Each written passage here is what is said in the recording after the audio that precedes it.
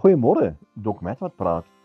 As 'n jong man, so 16-jarige, het ek soveel vrymoedigheid gehad in die Here, so vlam gehad wat in my binneste gebrand het.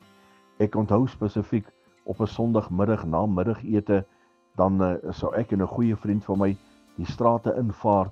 Dan gaan klop ons aan deure en dan as die mense oopmaak, dan vra ons vir hulle: "Is dit so dat jy dalk enige behoefte of probleme in die huis het waarmee ons kan saam bid?"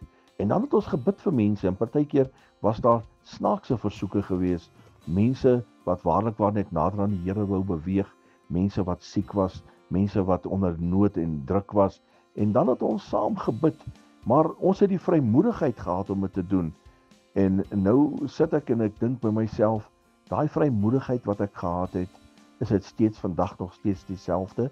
Wat het geword van daai vlam? Jy kan vir jouself kyk in die eie lewe.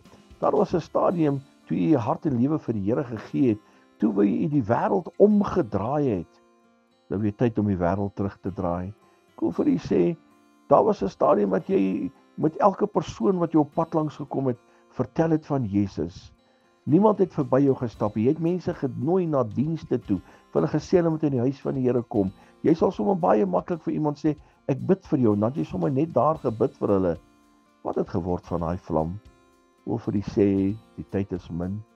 Ons moet baie verseker onsself in gereedheid kry, want Jesus gaan kom, en dit wat ons hand vind om te doen, moet ons hastig doen, ooreenkomstig die woord van die Here.